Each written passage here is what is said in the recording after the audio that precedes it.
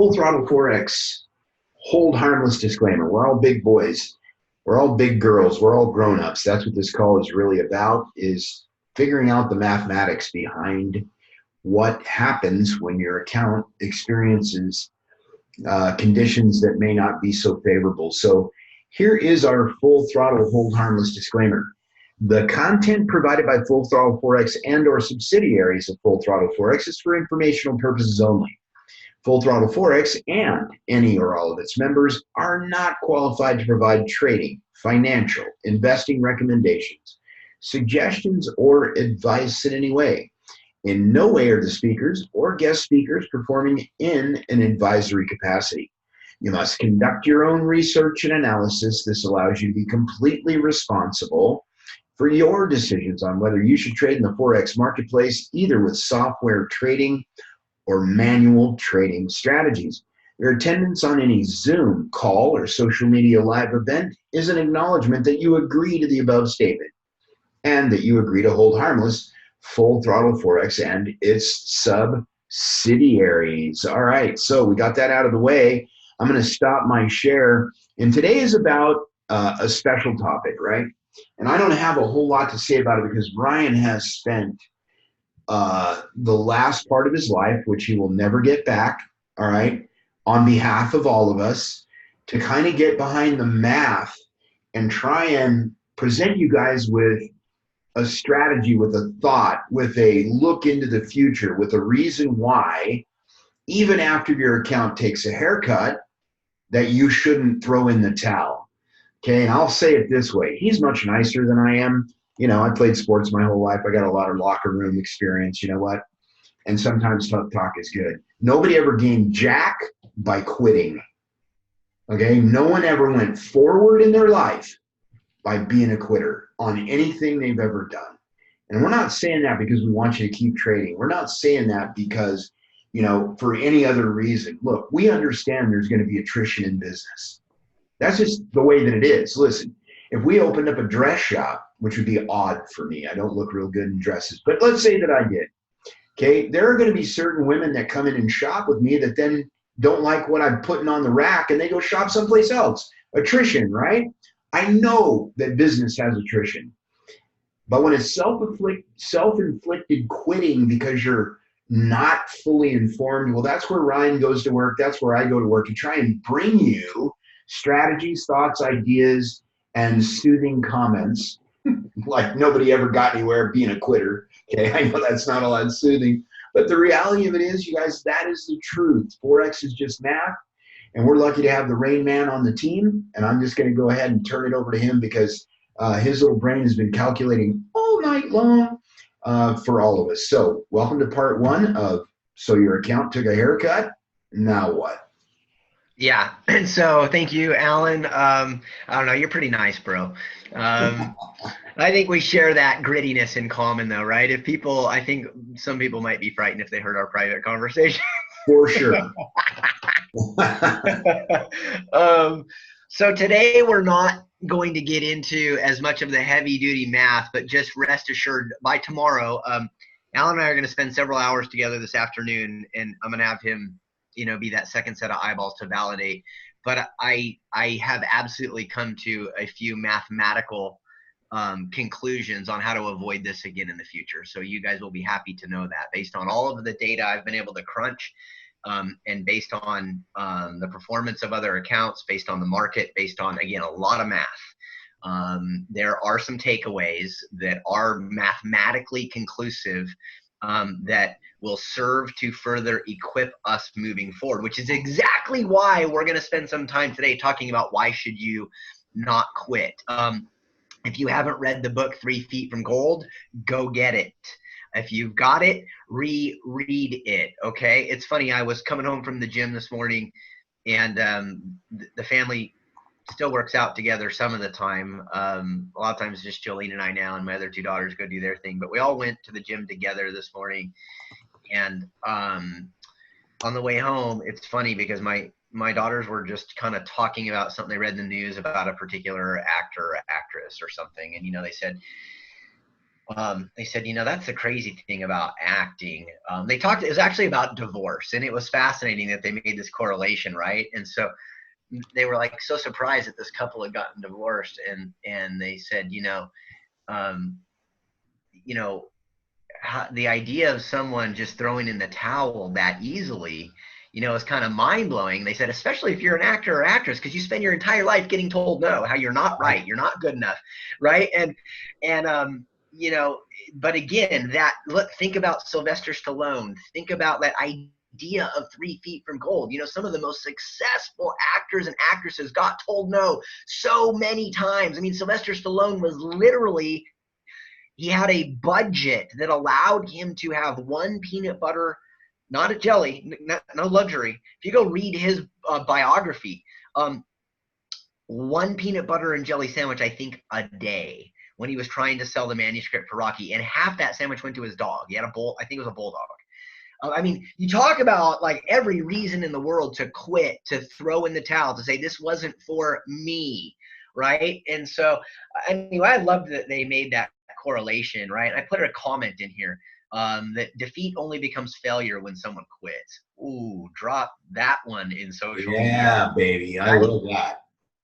But let's get into the math, right? There are some very empirical reasons why we can just forget the emotion. We can pull the emotion out, because a lot of times this dialogue about do I stay the course gets dominated by the emotional mechanism in us. And oftentimes in life, the math would support the idea of quitting. Like, I went on 700 auditions and I still have not hit it big. Well, the math in that case is probably going to tell you, it's going to feed that impulse to want to quit. In our case, I'm really happy to say that the math suggests exactly opposite of that. And so I'm going to share my screen. Unfortunately, Alan, the well-intentioned calculator that I wanted to have done is not done. We can still walk through this process together today with everybody, and I'm going to finish that calculator because I'm excited about it. But what we're going to do today actually is just use the old faithful here. Okay. And so I've already got one example up here to start with, right? So let's say you're left with $200, right? You started a trading account of some kind with $1,000, and you've taken an 80% haircut. So now you've got $200 left, and you're thinking, yeah, this is absolutely not worth my while. I'm done. Okay. And so what I'm going to do now is take that $200 from today forward and stick it back into my savings or money market account. And, I, of course, you got to the point where you had $1,000 somehow. So let's say you're going to continue to implement best practices for your financial future, and you're going to contribute monthly to whatever vehicle you're making deposits. You're going to still obviously make an effort to grow a nest egg of some kind for your future, right? And so I've got $100 monthly contribution in there because whether you ever knew of forex or not, that's something you ought to be doing, right? But let's take now an apples to apples comparison. We're at a fork in the road. What do we do? Do we throw in the towel because forex has some volatility? It can be tricky, and it just took $800 out of my $1,000. Do I throw in the towel and I stick that $200 back in again, something like a money market account? And so let's look at mathematically, okay, how does that play out? I'm going to be very generous, and I'm going to. Hey, let me ask you a question, bro. Yeah. So what we're saying here is that someone got smacked in the mug. Yeah. They got $200 left in their trading account. They say, screw this, I'm out. I'm throwing this back in the money market account. Yep. What you're about to show us is the results. Yeah.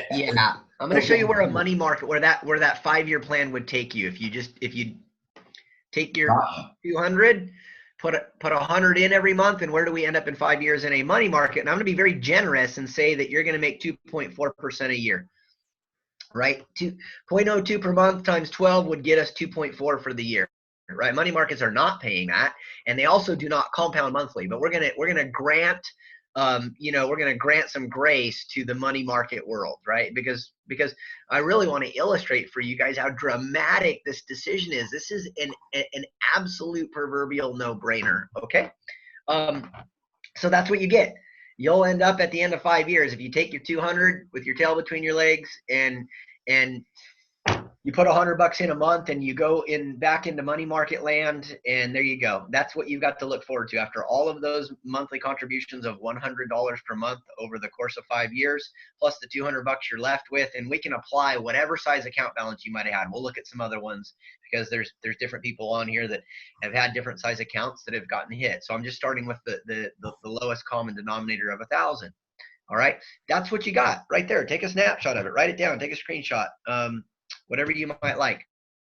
$6,237.95. And again, we are being excessively generous because A, I don't know of a money market right now that's offering 2.4%, and B, they do not compound monthly. When they offer you 2.4%, that's what you're going to get by the end of the year, not compounded monthly. Okay, so we're being absolutely overly excessively generous in the projection for where your money market could take you. Okay, now let's just apply this exact same scenario to our updated and adjusted, extremely conservative new point of reference for understanding how to operate in the forex space. And let me remind any of you who are seeing this, a lot of our content goes out on YouTube now. If you've been in our community for more than 2 months and you find yourself in this position of, I just got spanked, you got spanked from trades that were not entered into with our updated point of reference on how to calibrate a monthly goal. You were entered into more than likely, I don't know obviously every detail, but more than likely your lot size was in reference to the idea of getting a heck of a lot more than 8% a month. Okay, and so the spanking that some of us just took is not a spanking we would take again, even in the same exact circumstance if history repeated itself, because we have learned how to more appropriately calibrate our trade entry, right? Smaller lot size. Yep. Hey, bro. Yes. So while you were chit-chatting, I went on out to the great search tool, Google, and went to Value Penguin, which is a lending tree. Okay. Website, just to look at what the national average is on APYs on money market accounts. Sure. 0.18. 0.18 as an, APY. wait a minute. 0.18? 0.18 average. A month? No, APY. Annual percentage yield. So all right. So we've been way overly generous. Overly optimistic at the idea of that money market account when we granted it a 0.12 per month, which would be, and that's only on 100K plus. Okay, so there you go. So maybe we'll toggle over to your screen when we're done with this so that we can really help people see this. So here we go, right? Again, write this down, take a screen grab, whatever you guys are doing. Remember this number, $6,423. That's from today forward. Or we can, again, with our recalibrated, we learn from our mistakes. We learn from our experience, right? And this is not new information. We've been talking about a more appropriate weekly goal of roughly 1.75%, which again, there's more than 4 weeks. There's more than 4 weeks in the month, right? But even if you want to knock it down to 7%, we can do that. That's fine, right? Again, so which would you rather have, given the same behaviors on your part with what you're left with today and what your monthly contribution is? Let's play would you rather, right?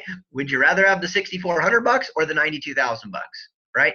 And now we have gone off the deep end on the conservative side when we're looking at the forex trading, and we've gone off the deep end on the other end of the spectrum in the money market side, where we're being way overly generous with what we could actually expect, that $200 in those monthly contributions to become in that money market account. So it's really probably more like $4,000 or something after. Yeah, and the exact number on this would be 7.58. Okay, there That you go. will make a difference. It will, Yes. yeah, 7.58. So there you go. So 120%. Or what if you go? What if we, so what if we go back to the money market? You said it's point is what is it per year? The eight Well, there's a average. bunch of them here. Let me just screen share so you can see. Yeah, yeah. All right. So hopefully everybody gets where we're going with this, right? As some of you are wrestling with this decision of where do we go from here, and is forex really for me? Whoa. All I can do is speak for myself. I'll tell you what's not for me: staying broke. That's not for me. So by You see where default, this? Yeah. forex is for You me. see where this says it right here? In May of 2019, the FDIC reported a national average of 0.18 APY That's annual. annual. Okay, for deposits under 100 grand and 0.29 for over 100 grand. Okay, Wow. this is garbage. Wow. It's And look garbage. at that. Look at that. You got some big time. Look at that. You've got some big brand name banks up in there. Oh yeah, for sure. Wells Fargo, TD Bank, Regions Bank. 0 to 10 grand Chase. APY. Wow. 10 to 25 APY, and so on and so forth. But what's important, guys, and you know, we're the point we're trying to drive here is I get it. Okay, trust me, I'm empathetic. You started with 10K, you got your face handed to you, you're down to 200 bucks. Okay, you're not going to take that 200 bucks and go put it someplace else at this point and say I'm out. Just rebuild the account, like Ryan said. Yeah. And you're literally building on $200. So your 2%, your 1.75% is going to look paltry in the beginning, just like the penny doubled story. 1 becomes 2, becomes 4, becomes 6, becomes 8, becomes 12, becomes 24, blah, blah, blah. It doesn't look like much in the beginning. And it was beautiful yesterday when Ryan was talking. He said the one variable that you can't leave out of the compounding idea, whether we're talking life, weight loss, money, attitude, is what?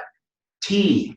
What does T stand for? The variable T stands for time. Okay, we must give it time. So I'm going to go ahead and stop my share and let you back at it. Yeah. We probably don't need to overly belabor that point, but like you're saying, I mean, if someone's looking at an apples to apples and they go, well, again, because I've heard a few people say this, I might have just been better off leaving my $10,000 in my account. Fine. You leave your $10 in your account, and I don't even know how do I do this. So the average return at 10 grand was 0.08 for the year divided by 12. Is this calculator going to do that? 0.007 per month. Let's see if it'll even NAN does not compute. No can do. 0.01. Well, let us go there. H2. Oh, the graph is. Oh, wait. I know why. Here we go. Oh, there you go. Here, watch this. All right. All right. So let's entertain that argument. Dude, this sucks. I would have been better off leaving my $10,000. Now I'm only left with 200. I would have been better off leaving it in my savings account. Okay. You can feel that way, as the old saying goes from a show that a documentary we used to reference in the wellness arena all the time called Food Matters. One of the doctors being interviewed in that show says you can be sincere and you can be sincerely wrong. Yeah. You might be sincere about your belief, your willingness to accept an inaccurate belief. You might be sincere about your belief that you would have been better off just leaving your $10,000 in your money market account and just let it go for the next 5 years. Okay. And you might believe that you'll never get back to where you were if you're left with only $200. If you're left with only $200 today, but you did something to get that 10 grand in the first place. I'm going to assume you could find $100 a month. It's 25 bucks a week. Go to Starbucks a few less times and you're there. Okay. And we go back to, again, our extremely super duper crazy, what did you say it was? 5.8. 5.8. We go back to come on, man.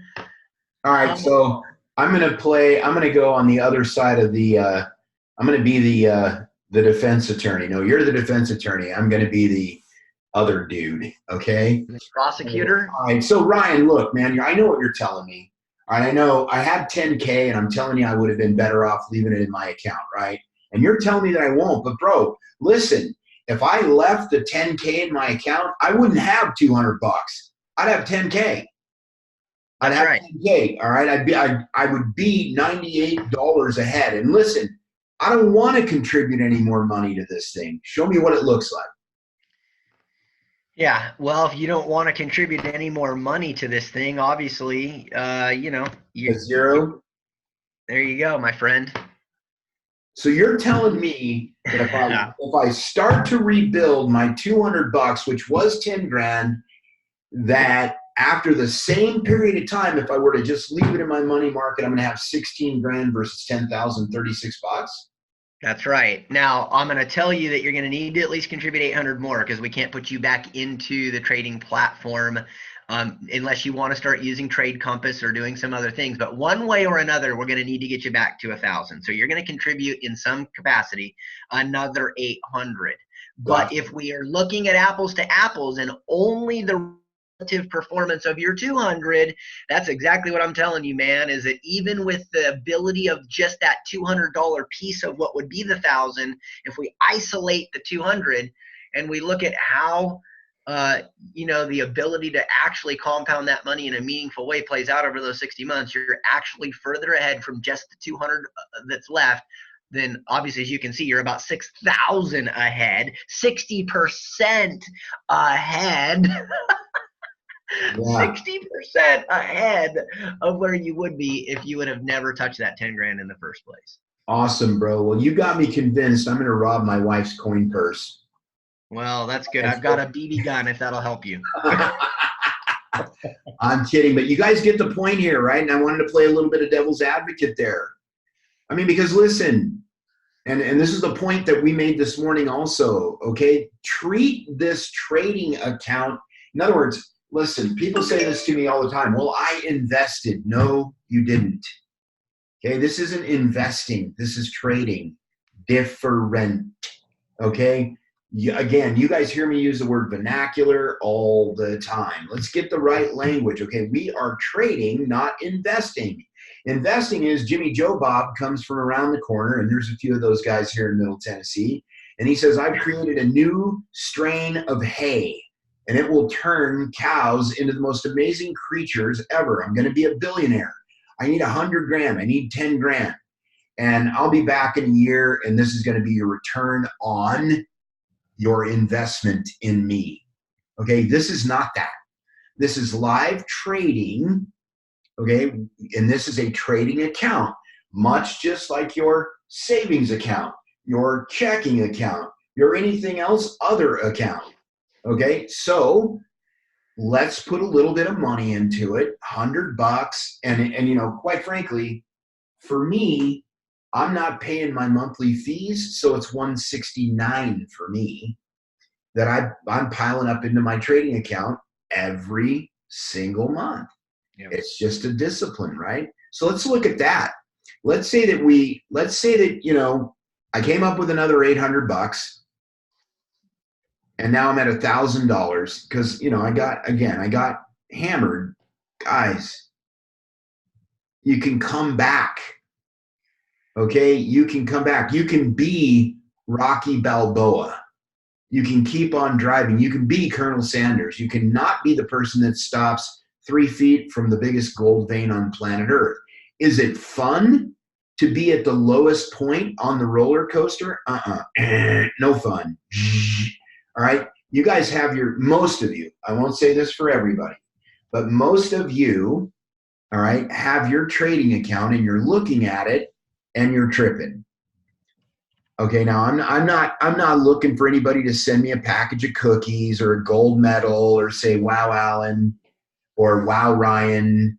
Okay, I have literally probably I don't know, a ton of live accounts that I wear on my shoulder because they're you guys, and that's why we do what we do. Okay, this is why we do what we do. We want everybody to win. The reality of it is, Okay. I'm not just looking at one account. I'm looking at Myra's account. I'm looking at Sherry's account. I'm looking at all kinds of different accounts going, "Argh." I mean, once in a while, if you guys have ever seen the green vomit emoji, okay, Ryan and I send that back and forth. Blah, blah. Okay, it just is what it is because I promise you, we care about each and every one of your accounts. Not only that, but our own accounts as well. And this is the conclusion that we're coming to. And there's a lot more to this. So I'm excited and so grateful that Ryan's a conehead, right? Aren't we all happy that Ryan's a conehead? Yes, the man is a mathematical genius. He probably has a cone. Come on, put it on.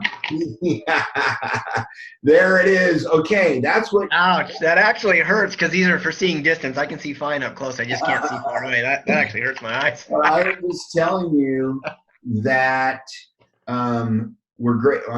We all should be grateful. He's putting in the hard work that some of you may not have the time to do or wouldn't know where to start, but you will. We will. That's part of the journey. And don't leave yourself out of that, Alan, because you're as vested and entrenched and put out an equal amount of effort, man. So don't leave yourself out of that. And look, one more thing before we get off of this topic, and I don't know if we have a whole lot else to cover. You're gonna want to be here tomorrow if you wanna see the conclusions we've come to. On better understanding the software and things that we will begin testing on demo accounts to validate those conclusions that we can avoid this again in the future, to go along with the one that we've already been talking about, right? Which is a more appropriate lot size, a more appropriate weekly goal, which leads to a more appropriate lot size. But there are some additional conclusions that, again, these are not opinions, these are not guesstimates, these are not because some guy who had great results told me. This is math. These are actual results, trade results, and the math behind them from Trade Ringer, not because some dude who made 100 grand in 3 days has an idea. That's not what we're gonna be sharing tomorrow. I'm gonna be sitting down with Alan later today, and we're gonna. Again, he's gonna do what he did and play the prosecuting attorney, and I'll play the defense attorney. We're gonna beat up the data that I have been able to assemble, and we're gonna try to pick it apart. But data is data, math is math. So you're gonna want to tune in tomorrow for sure, so that you can see conclusively what the math is telling us. Okay, but let me say this before we get off of this screen. What is the relative value of what you would be laying out to get through those next 6 months, given what we've already looked at with the offerings in the marketplace from money market accounts, from what Alan had on his screen? What is the relative value to you of the out of pocket that you would be putting forth between the the fresh $1,000 is what I added. It really would be, whatever the $1,000 if you were putting in 1,000 plus the 169 over 60 months, it's $11,140. Well, the relative value to that money is about $11,140 because, again, as Alan put on his screen, what the rate of return is almost non-existent on something like a money market account. And so that's what you're really asking yourself is am I willing to trade 11,140 for a relatively high probability of a number exponentially higher than that, even if it's not the full 256, and even if it's half of the 256 and it comes in somewhere around 14, 13, whatever, that's $130,000, right? So you take the 11, you're going to 10x it. So I just want to make that point. Perspective is valuable. We've got to learn in life to keep things in perspective. We live in a very emotional time. Social media is so predominant. You might be watching this on YouTube, right? I mean, we live in a world that surrounds us with a compulsion to make emotional and immediate gratification driven decisions. And that's not what Warren Buffett does. That's not what wealthy people do. That's not what people that are living the 2%er life, they don't do that. And they certainly don't cower in the face of adversity. And they certainly don't throw in the towel the first, second, third, fourth, fifth, or even 10th time that they get spanked. right? They know where they want to go and they want to get there badly enough that they stay the course. And we just don't look, you've got to do what you believe is right for you. Our purpose in this conversation today is to try to equip you with some objectivity to help maybe balance out that tendency to want to make a somewhat compulsive and emotional decision. And you know, listen, every single one of us on here, whether I was talking about myself, Alan, or each and every one of you, every single one of us is capable of finding that $1,000 and 169 a month. I mean, I would go understanding the potential of this platform. I would go Uber if I needed to. I would go chop wood for somebody if I needed to. I will go detail cars if I needed to, because I will trade a little. I'm not going to live the rest of my life trading hours for dollars. But if I can access a vehicle like this, I will trade whatever version of my hours is necessary to get me the dollars to make sure that I am continuing to have meaningful access to a platform like this, because I don't want to live as a 98 percenter. And that's the bottom line. That's the decision that you know, every person has to come to. If you're going to draw any line in the sand, whether it's forex or not, right? If you take nothing else away from coming across this video in whatever capacity you did, I know Alan shares this same level of passion. I know I'm getting fired up right now.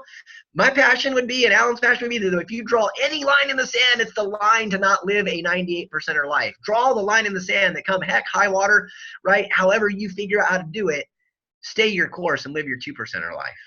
I love it.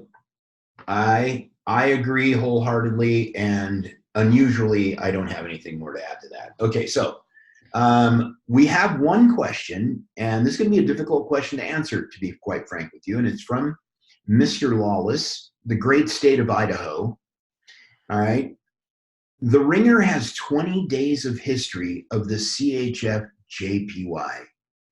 So why is it selling with a TP of 112 space question mark? Okay, so number one, without being able to look at your trader and see where the trade entry was, that's going to be a difficult question to answer. Secondarily, okay, remember to look at a higher time frame, like a weekly time frame or something like that if you're looking at this on a daily, or go to TradingView, which we're not going to do today.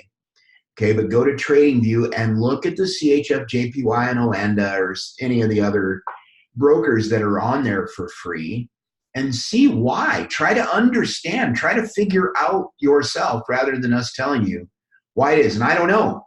For me to give you that answer, I'd have to go do those exact things.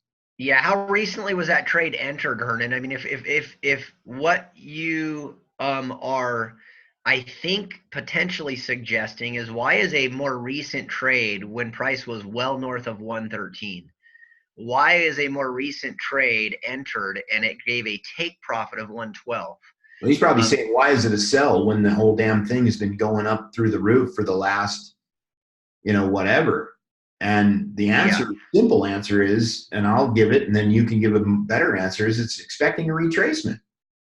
Yeah, well, and again, just to reiterate what Alan is saying in a different way, inevitably you've probably isolated a trade that is part of a sequence, and in that sequence of trades, there are other trades that were entered even higher than the one you're looking at, where a retracement back down to 112, it's entered as a take profit, because that allows an exit to that entire sequence of trades at the price of 112, which would ultimately be a combined outcome that would be profitable for the sequence of trades.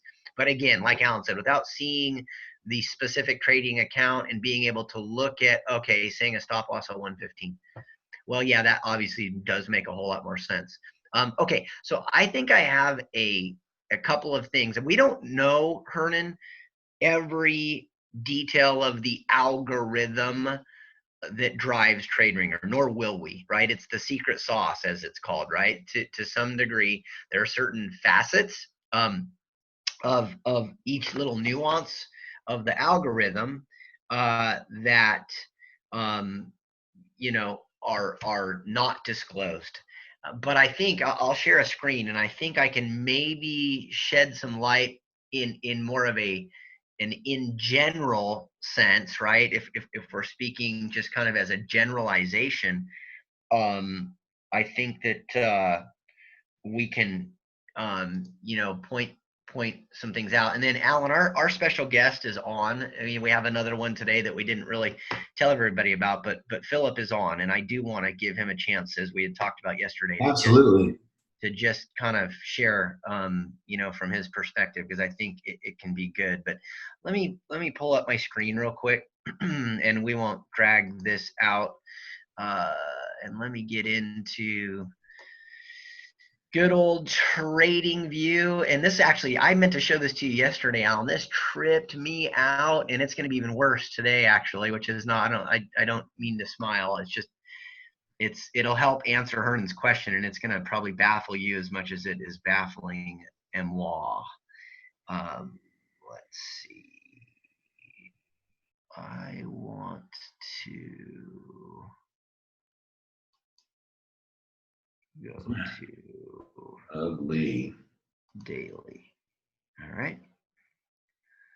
And I want to go to, well, we'll use this, but let me do something here.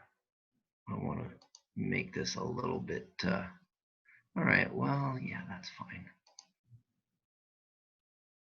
Let's make this a little easier to see. Okay. Look at this. When you spread this out a little bit, this is mind blowing. So why would Trade Ringer potentially still be selling? Well, I'll tell you this. It is so excessively overbought for days and days. I mean, look back to December 6th. We're above the 50, which means we are technically into overbought territory. Not extremely overbought, but overbought. Anything above 50 is overbought, below 50 is oversold. And then as you progress further up, it's more overbought or more extremely overbought. And as you progress down below 50, it's more extremely oversold. I mean, this line is darn near parallel, with the exception of one dip that got really close back into look where it is right now. It's like a freaking 80. Yeah, it's nuts. It is absolutely nuts. If you listen, in the RSI, as soon as it hits 70.01, you are in what many traders consider a great entry for a sell trade, just so you know. If you were to go study, and RSI is probably one of the very most prominent oscillating indicators that is used across the boards, retail traders, institutional traders. It's part of the algorithm probably for many, many softwares out there. And so, we have spent. What does an 8 period look like, bro? Can I ask that? Can you change it? What period? An 8 period on the RSI? Oh, yeah, sure. Absolutely. Absolutely. Oops. Oh my gosh, it's even worse.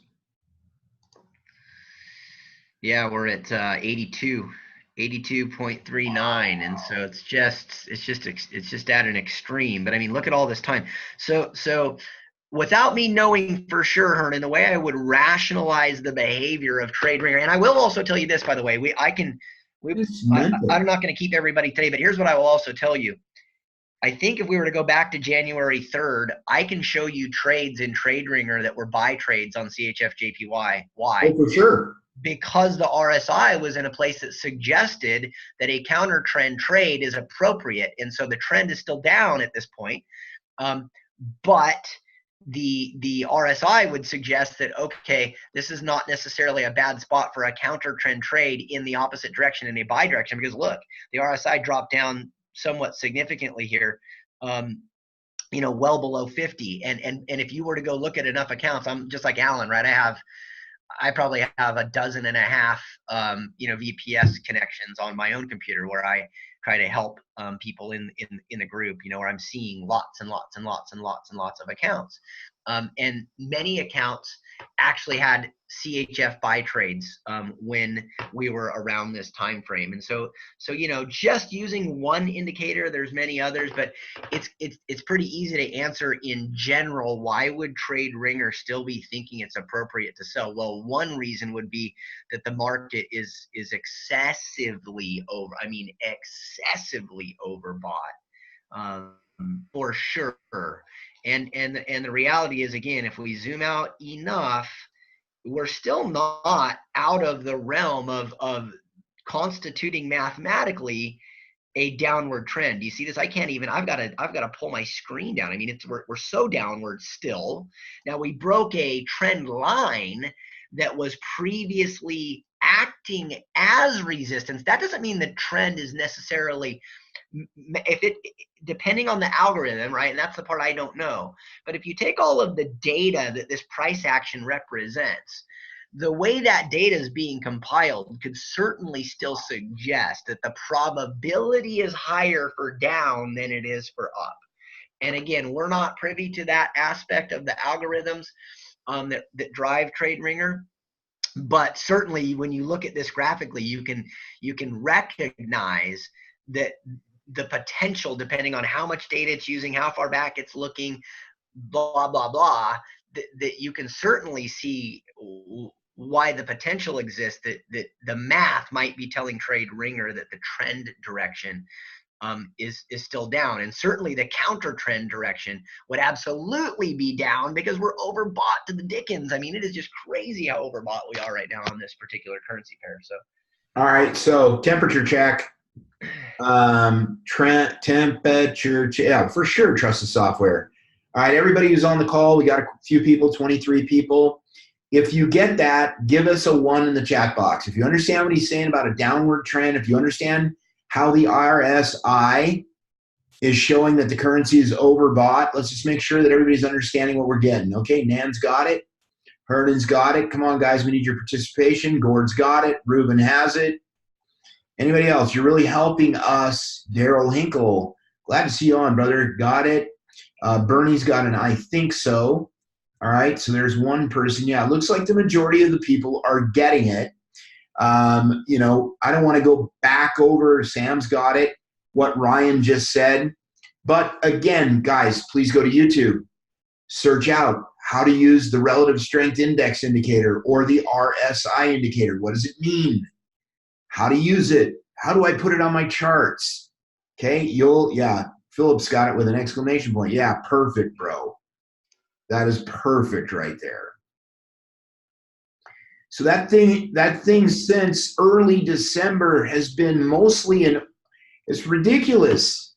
Look at this. From the time that it got into overbought territory, it peaked back into November like a sneeze.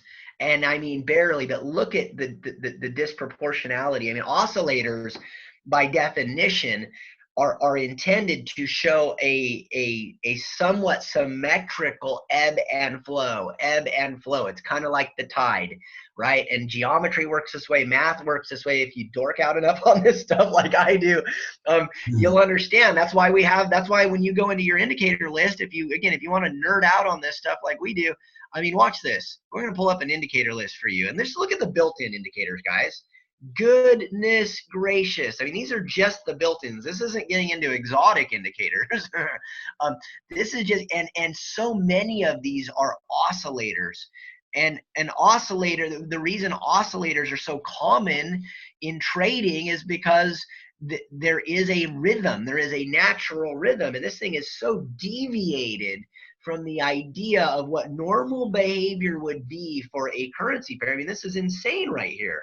Yeah, those last overboughts, those last 3 overboughts, and then where it kind of dipped down for just a thumbnail there and then went back up before it went down below 40, which like you said, on the 3rd of January when I was seeing buy trades, it was because of that dip down there. And if you guys will recall, and I think Nan George might have been one of them, and I don't know if these were the trades she were on, but I had a few people that crushed it by Monday night. Yep. And the reason was Ringer saw something, placed its trades in the opposite direction, and sure enough, look where the price is now. It's mental. Okay, it's mental. I'm just telling you. And that's on a period 8, which, you know, I explained to you guys yesterday what periods were. We're talking about counting candles backwards, basically. You know, wouldn't it be wonderful if these things could kind of like tell you what the future was going to look like? But they lagged, ladies and gentlemen. These things lag. Okay, so it's always easy to look at and go, wow, man, that's totally following the line above. Yeah, because they lag. But the reality of it is right now would be a great time to place a sell trade on this chart that is now in the middle of my dartboard in my garage. But regardless, yeah. So great stuff. Really, really good stuff, Ryan. Thank you so much. Okay, let's bring Philip on. Yep, let's do it. I'll kill the share here. There we go.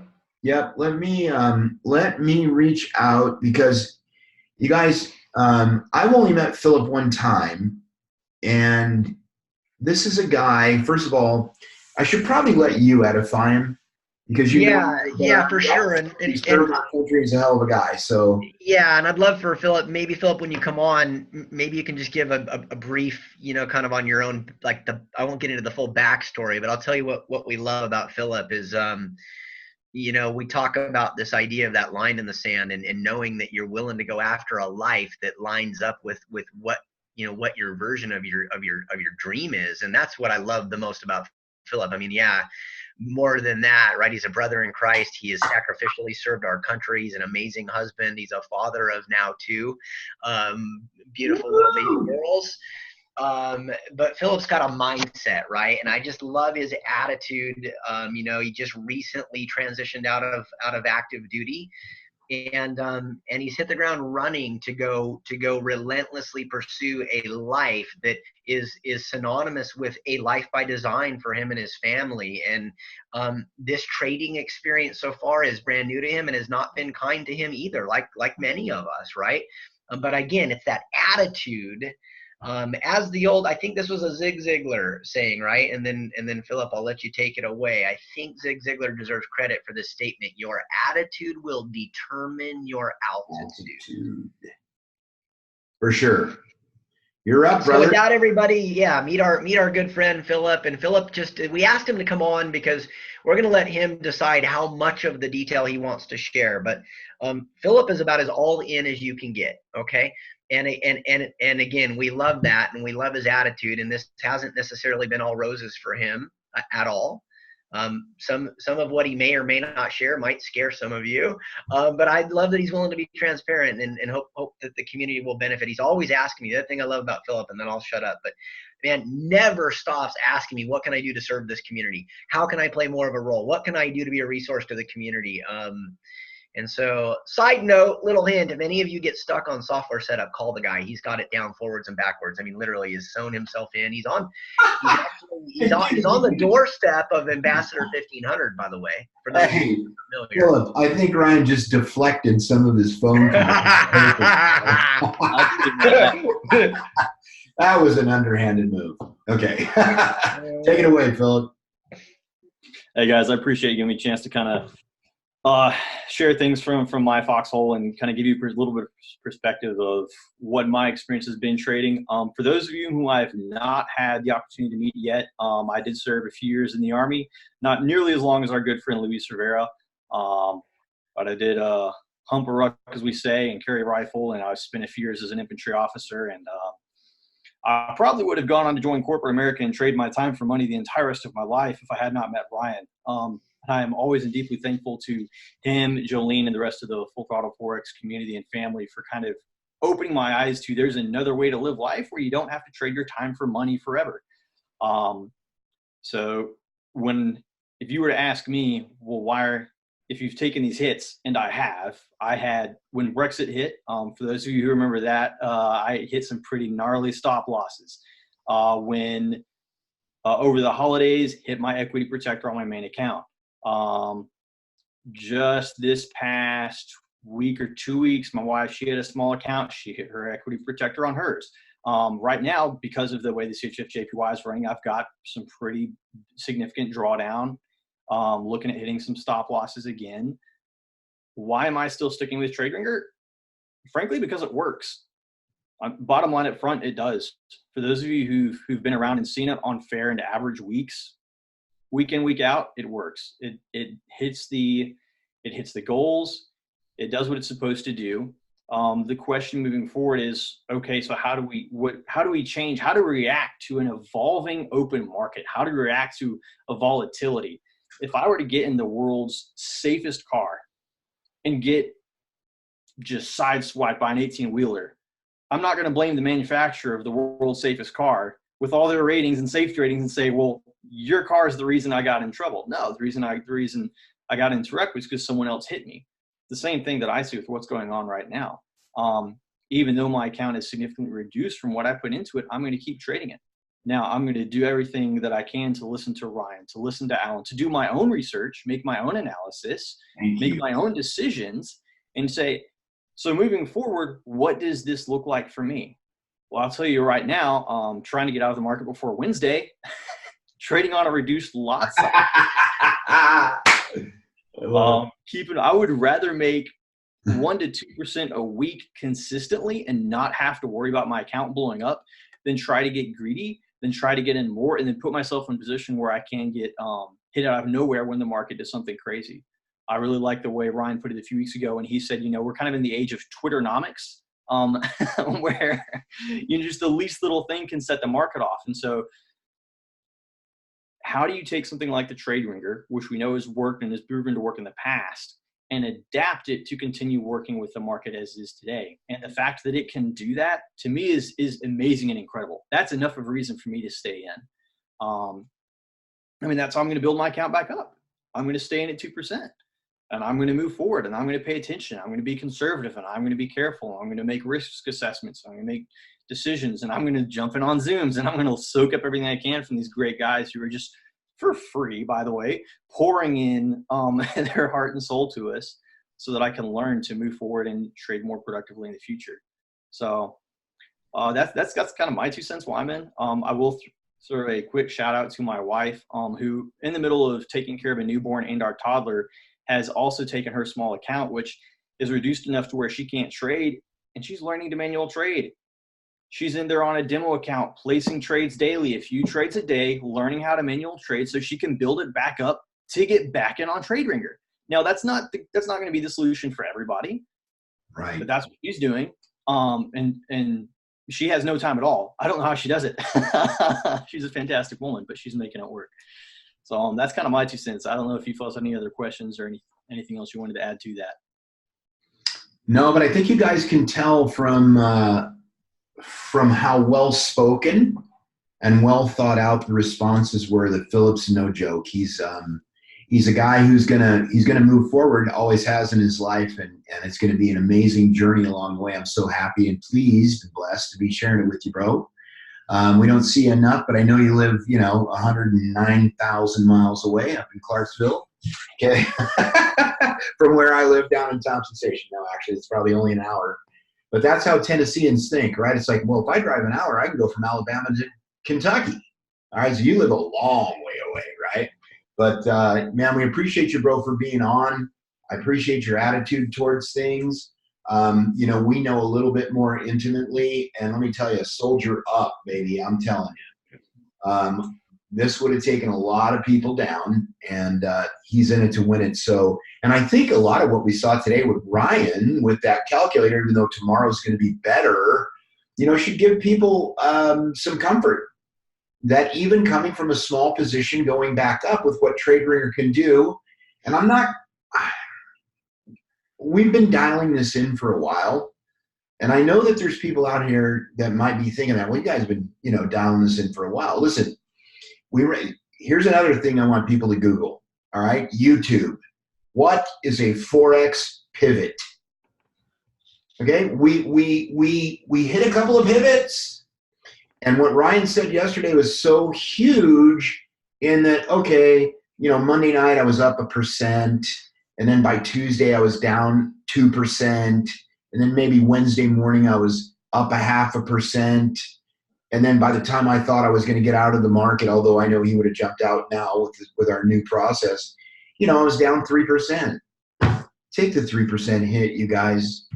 I promise. Just like the story I told yesterday, I went from a 4.53% gain on a Wednesday afternoon to going, well, that's not hit my goal. I'm pretty sure I can probably get that extra 47%, only to wake up the following morning in an $847 drawdown.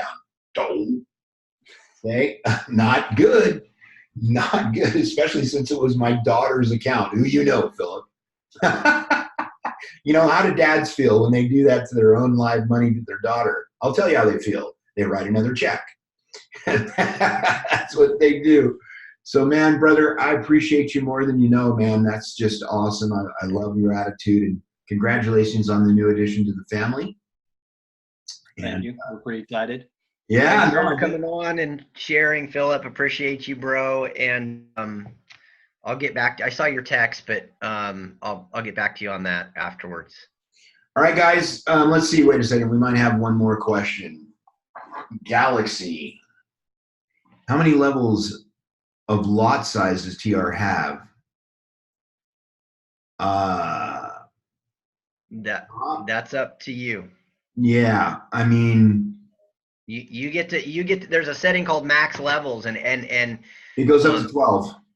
Yeah, well, yeah, I think you technically could input it when you first install it. It used to have a 12. It'll do what it's told to do. So realistically, I guess you could. You can go below it. So you can put 50 in there if you want. I mean, if you want to go get a 10 million. And get a $10 million account and do a starting lot size of 0.01, you could probably run 50 levels. It'd be pretty neat to see, actually. So yeah, settings are up to you, Mr. Galaxy person. And do us a favor. We welcome you on these calls, but try to identify yourself next time. We appreciate that. All right. So guys, that's it. That's all we have for today. Philip, again, thank you so very much. And I'm so excited that you do want to help the community, because the community needs help. We always need people with helping hands that are willing to step out. So, Carol's got her hand up. I think she's going to dote on you, bro. Carol, did you have something that you wanted to say? I'm going to allow you to talk. No, I accidentally hit the key looking at my grandson. All right. I said she was going to dote on you. Okay, girl, I'm muting you back out. All right, then we've got one more hand up. That was Nan George. Nan George, where did you go? I'm allowing you to talk. Was that an accident? Oh, just kidding. Yep, Carol. Mind over matter. I hate it when Carol did. I got you. All right, sounds Thanks, good. guys. All right, guys. Well, that's all we got. What's that, Nan? I said thank y'all so much. This was awesome. Yeah, no worries. All right. Glad I didn't make the phone call to you this morning, Alan. You did? Glad I didn't. Oh, yeah, right. Yeah, you'd have been on. All right, guys. Thanks so very much. Everybody have a blessed and wonderful afternoon. We're going to start grinding on numbers here in a little bit when Ryan gets up here. Yep. See you guys. All right. Bye. Thanks again, Philip. Always, anytime.